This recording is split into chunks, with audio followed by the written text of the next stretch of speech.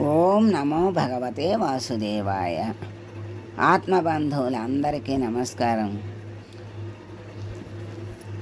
574వ నామం త్రిసామ. అంటే అటు వ్యాసుడు వాచస్పతి రయో నిజ అన్నారు కదా, అటువంటి వ్యాసుడు వేదాల్ని తన వాక్కుగా ఉచ్చరించాడు గనక ఆయన్ని వాక్పతి అన్నారు. అంటే ఆయన వేదాలను విభజించి తన వాక్కు ద్వారా వాటిని ఉచ్చరించాడు గనక త్రిసామ అన్నారు. త్రిసామ అంటే దేవవ్రత గీతాలైన 3 సామముల చేత స్తోత్రం చేయబడే స్వామి కనుక ఆయన్ని త్రిసామ అన్నారు. దేవవ్రత గీతాలు అయినటువంటి 3 సామాలు చేత స్తోత్రం చేయబడే స్వామి గనక త్రిసామ అన్నారని శంకరుల వారు వ్యాఖ్యానించారు.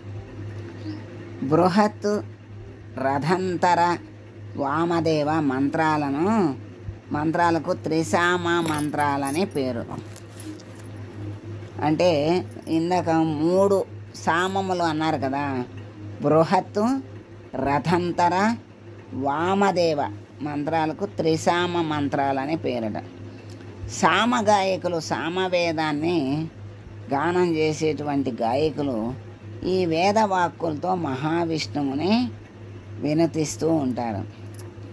సామవేద పారాయణ, సామవేదం గానం అంటారు. ఆ సామవేదంతో ఆ గానం చేసి భగవంతుని స్తుతిస్తూ ఉంటారు. ఆ సామమే 3 విధాలు అని చెప్పి 3 పేర్లు చెప్పారు. సామగాయకులు ఈ వేదవాక్కులతో మహావిష్ణువుని స్తుతిస్తూ ఉంటారు. పరాశర భట్టరు శంకరుల వ్యాఖ్యని అనుసరించి ఈ నామానికి అర్థం చెప్పారు. సత్యసంధ తీర్థులు త్రిసామ అంటే నిధన, ఉద్గీత, ప్రతిహారాలు అనే 3 సామముల చేత కీర్తింపబడే స్వామి అని అర్థం చెప్పారు.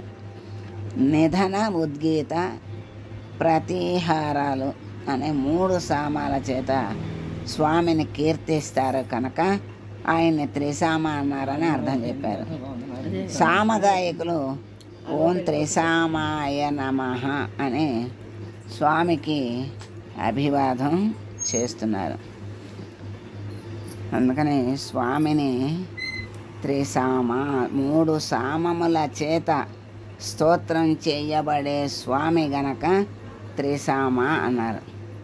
అటువంటి త్రిసామ స్వామిని మనం ప్రార్థిస్తూ, స్వామి ఈ వేద గానంతో నిన్ను మేము స్తోత్రం చెయ్యలేకపోయినా నిన్ను మా మనసు నిండా ఉంచుకుని నీ జ్ఞానముతో జీవితాన్ని నడపగలిగేటువంటి శక్తి సామర్థ్యాలను మాకు ఇచ్చి మమ్మల్ని అనుగ్రహించి నీ దరికి చేర్చుకో స్వామి అని వేడుకుంటూ మంగళం పాడదాం.